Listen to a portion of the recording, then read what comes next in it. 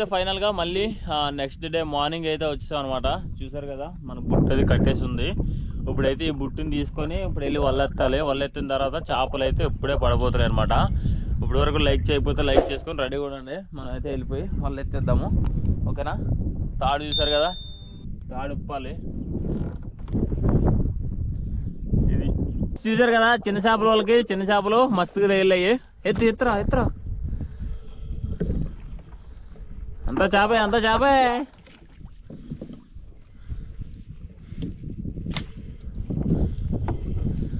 చేప చూసారు కదా, ఈ చేప అయితే కడుపుతో ఉందన్నమాట. అయితే ఈ చేపను వదిలేస్తే మనకి 100 చేపలు అయితే ఇస్తుంది. కాబట్టి దీన్ని వదిలేద్దాము. పోవే పో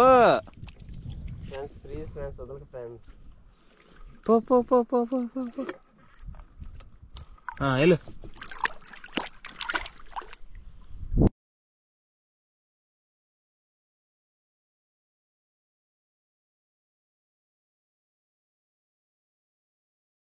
మనం అయితే ఇదిగో వాళ్ళ పెద్ద చేపల అయితే ఎత్తబోతున్నాం అనమాట.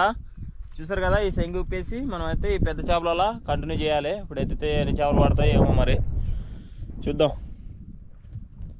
సో వాళ్ళ శంగు అయితే ఉప్పేసాం కదా, ఇప్పుడైతే వాళ్ళ ఎత్తుకుపోవాలి. ఇంకా అలాగే జస్ట్ ఇలా ఎత్తండి ఫ్రెండ్స్. చేపలు వస్తే బొచ్చులు వస్తాయి ఫ్రెండ్స్, లేకపోతే గొల్లలు వస్తాయి ఫ్రెండ్స్.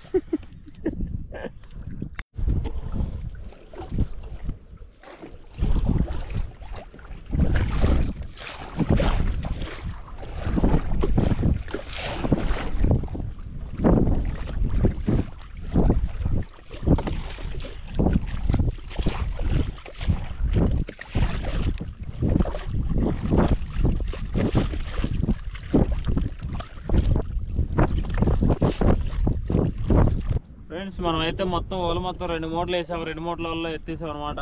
చేప అయితే ఒక్కట్లేదు, ఒక్క చేప లేదు. మన వాళ్ళకి ఏమైనా పడుతున్నాయేమో చూద్దాం. ఓకేనా? మన చిన్న చేపల వాళ్ళకి అయితే చిన్న చేపలు పడ్డాయి, కానీ పెద్ద చేపల వాళ్ళకి పెద్ద చేప లేదు. చేపలు చూపి.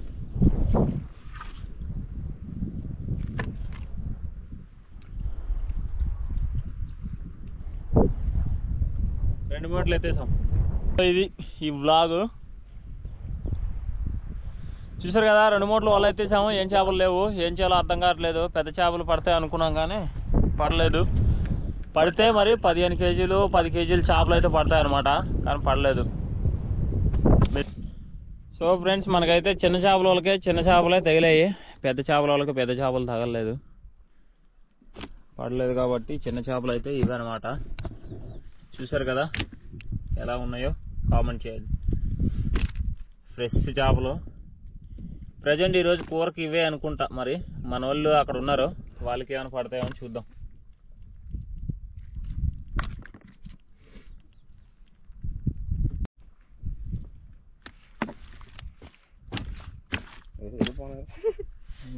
పోతారా? సరేనే పోతే సరే చూద్దాం.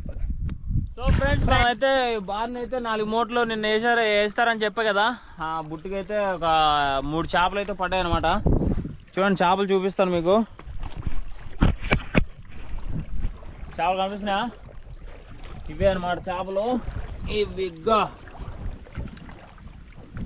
చూసారు కదా, ఒక మాదిరి చేపలు అయితే ఒకటి 3 కేజీలు, ఒకటి 4 కేజీలు చేప అయితే పడింది. ఒకటి వచ్చేసి వాలుగా అనమాట. ఇంకొక 3 డోబీ పిల్ల వచ్చేసి ఇప్పుడైతే మనం కూర చేయబోతున్నాము. ఇగో ఆల్రెడీ కట్ చేసి పెట్టాము. ఇగో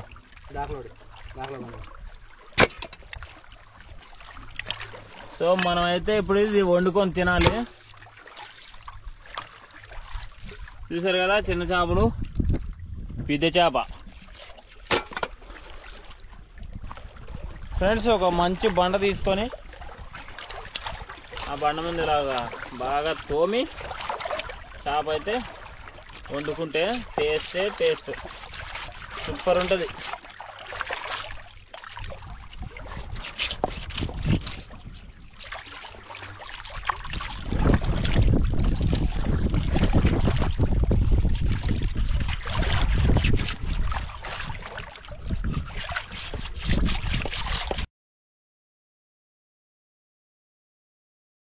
అమ్మడు.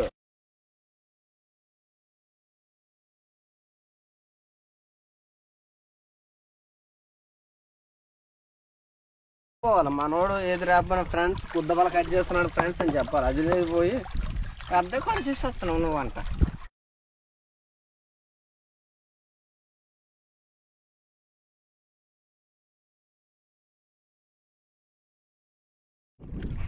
ఫ్రెండ్స్ ఫైనల్ గా మనం ముక్కలన్నీ కట్ చేసేసాం. చేప మొత్తం కట్ చేసాం. ఇంకా మనం చేపల పులుసు వండుకొని తినాలి అంతే. రే నీటి కట్ చేసావా? అది చూపి ఒకసారి, ఫేస్ చూపి. బాగా చేసావా? బాగానే చేశాను. ఎలా ఉన్నాయి? ఎలా ఉన్నాయి? బాగానే ఉన్నాయి. ఫ్రెండ్స్ చూసారు కదా, అయితే వాళ్ళకి సాయం అయితే చేస్తున్నాను అనమాట. నీళ్ళే తీసుకొచ్చి మనం మత్స్యకారులకి కష్టం కదా ఫ్రెండ్స్, వాళ్ళకి కూడా మనం అంత సాయం చేస్తే కొంచెం హ్యాపీగా బెటర్గా ఫీల్ అవుతారని ఒక బిందె నీళ్ళు అయితే తీసుకొస్తున్నాను. ఉత్తి బిందె అనుకోగలరు, ఫుల్ నీళ్ళు ఉన్నాయి దాంట్లోనే. కావాలంటే చూడండి. ఉత్తి బిందె ఎటుగా బిల్డప్ ఇస్తున్నాడు అనుకుంటున్నారు కదా, లేదు. ఓకేనా, ఎంతో కొంత చిన్న సాయం అంతే. ఫ్రెండ్స్ చూసారు కదా, మనం అయితే ముక్కలు కట్ చేసి తెచ్చుకున్నాము. అయితే కొన్ని ఫ్రైకి, కొన్ని చేపల పులుసు పెట్టుకోవడానికి కొన్ని అయితే తీసాం అనమాట. చూసారా, ఇది వచ్చేసి చేపల పులుసు, ఇదైతే ఫ్రై చేయాలి ఇదన్నమాట. చూసారు కదా, మనకైతే సాల్ట్ లేదు కాబట్టి కొల్లుప్పు అయితే వేస్తున్నాడు, పెద్దగా ఉంటాయి. నూనె అయితే తగినంత నూనె వేసుకొని, నెక్స్ట్ మనం ముందుగా కట్ చేసుకున్న ఉల్లిపాయలు, టమాటా, నెక్స్ట్ పచ్చిమిరపకాయలు ఇవన్నీ వేసుకోవాలన్నమాట. వేసాయి. చూసారు కదా, ఇప్పుడైతే కొన్ని నీళ్ళు వేసి బాగా కలిపి, నీళ్ళు వేయకుండా కలిపి తర్వాత మనం స్టవ్ మీద పెట్టినప్పుడు నీళ్ళు వేయాలన్నమాట. కొన్ని నీళ్ళు వేసి, కొన్ని నీళ్ళు అలాగే చింతపండు కూడా వేసి బాగా కలిపి పెట్టేసేయాలి. చేపల పులుసు రెడీ అయిపోతుంది. మనం ముందుగా తీసుకున్న చింతపండు నీళ్ళు తీసుకొని చేయి కడుక్కోవాలి దాంట్లోనే, అప్పుడే టేస్ట్ ఉంటుంది.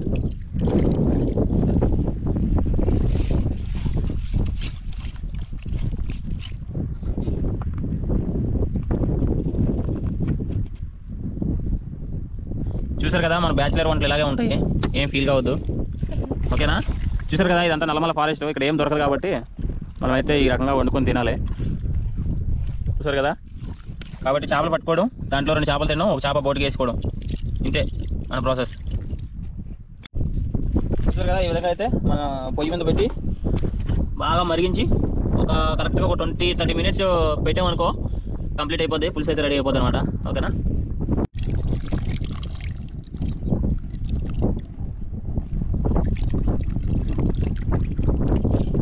చేపల పులుసు అయిపోయింది, ఆల్మోస్ట్ దగ్గరికి అయిపోయింది అనమాట. ఇంకో 2 మినిట్స్ ఉండి దించేయడమే.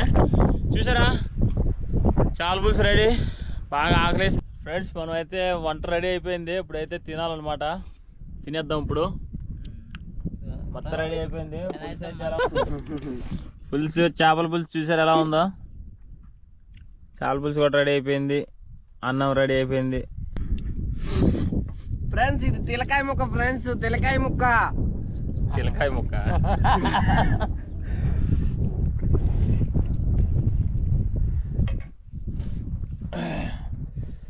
ఫ్రెండ్స్ చూసారు కదా, ఇలాగే ఇంకా మంచి మంచి ఐలాండ్లో మన మత్స్యకారులు అయితే ఉంటారనమాట. ఈ ఐలాండ్ పేరు తెలుసు కదా, గజ్జలకొండ. మనమైతే ఇక్కడ గజ్జలకొండ దగ్గరలో ఒక మైపుతిప్ప అనే ఒక ఐలాండ్ మధ్యలో మనమైతే ఫుడ్ అయితే తింటున్నాము. మనం అప్పుడప్పుడు వచ్చి క్యాంపింగ్ చేసుకొని ఇలాగా చేసి అలా ఫుడ్ వండుకొని తిని ఒక నైట్ ఉండడానికి చాలా బాగుంటుంది. కానీ ఎప్పుడు ఇక్కడే ఉండేటోళ్ళకి చాలా కష్టం అనమాట. ఎండనక వర్షానికి తడిసి నాని ఇక్కడే ఉండడం అనేది కొంచెం కష్టమైన పని. ఇంకోటి ఏంటంటే పాకలు చూసారు కదా ఎలా ఉన్నాయో. ఈ పాకల్లో వర్షం గట్టిగా వచ్చిందంటే చాలా కష్టం. ఏదేమైనా పులుసు అయితే పర్లేదు, బాగానే వండుకున్నాం. అంటే బ్యాచిలర్ కదా, కొంచెం కష్టంగా ఉంటాయి అనుకో, కానీ పర్లేదు బాగున్నాయి. ప్రజెంట్ ఏంటంటే కొన్ని ఐటమ్స్ లేవు కాబట్టి పులుసు అంతగా బాగాలేదు, కానీ చేప మాత్రం టేస్ట్ సూపర్ ఉంది. ఎంతైనా ఫ్రెష్ చేప కదా, అలాగే కొంచెం పెద్ద చేప కూడా, అంటే ఒక 4 కేజీల చేప. తింటావా? చాలా బాగుంది. సరే సరేగానే ఆ బోట్ వచ్చిన తర్వాత మా బాక్స్ ఎక్కించేయండి తప్పలోనే. పైకి ఉండిపోయి దొబ్బేసిపోయి మా బాక్స్ తెప్పలో ఎక్కించండి. సరే ఫ్రెండ్స్ చూసారు కదా, ఈ విధంగా అయితే ఫోన్ మాట్లాడుకోవాలన్నమాట. ఎక్కడ సిగ్నల్ కూడా ఉండదు కాబట్టి మనం అయితే సిగ్నల్ ఎక్కడైతే పడుతుందో అక్కడికి వచ్చి మనమైతే మనకి ఎవరైతే రిలేటివ్స్ కానీ మనకి ఏదైనా అవసరాలు ఉన్నా కూడా దానికైతే ఫోన్ చేసుకొని ఈ విధంగా అయితే మాట్లాడుకోవాలి. సిగ్నల్ అనేది ఎక్కడ చాలా కష్టం దొరకడం అనేది. సిగ్నల్ ఎక్కడో ఒక దగ్గర పడుతుంది, ఇక్కడ నుంచి ఎప్పుడో వీళ్ళకి అలవాటు కాబట్టి డైరెక్ట్ ఇక్కడికి వచ్చి ఫోన్ చేయడం జరిగిందనమాట. ఈ విధంగా అయితే ఉంటుంది అనమాట ఫిషర్మెన్ యొక్క కష్టాలు. అయితే ఇక్కడ ఎందుకు ఇంత కష్టంగా ఉంటుందంటే, వీళ్ళైతే పెళ్లి చేసుకుని పిల్లలు ఉన్న తర్వాత ఈ అడవుల్లో తెచ్చి పిల్లలతో పాటు ఫ్యామిలీతో పాటు ఇక్కడే గడుపుదామంటే అవ్వనైన పని. ఎందుకంటే వాళ్ళు పిల్లలు ఎదిగొచ్చిన తర్వాత వాళ్ళు స్కూల్లో చేర్చాలి. స్కూల్లో చేర్చి వాళ్ళకి మంచి చదువు అనేది మనం తల్లిదండ్రి యొక్క బాధ్యత కాబట్టి వాళ్ళైతే సిటీలో అయితే చదివిస్తూ ఉంటారు అన్నమాట. సిటీ అంటే శ్రీశైలమే. శ్రీశైలం సుండిపెంట మీకు ఐడియా ఉంటే ఉండొచ్చు. అయితే మనకి సుండిపెంట అనే ఒక ఊర్లో అయితే చదివిస్తూ ఉంటారన్నమాట. అక్కడ చదివిస్తూ ఇక్కడ వచ్చి వీళ్ళైతే ఎవరైతే వీళ్ళు ఉంటారో వాళ్ళ పిల్లలు అక్కడ చదివిస్తూ వీళ్ళు వచ్చేసి ఇక్కడ కష్టపడుతూ ఉంటారు. సింపుల్ గా చెప్పాలంటే ఒక బ్యాచిలర్ లైఫ్, అంటే పెళ్లి అయినా కూడా ఒక బ్యాచిలర్ లైఫ్ అయితే వీళ్ళు లీడ్ చేస్తూ ఉంటారు అనమాట.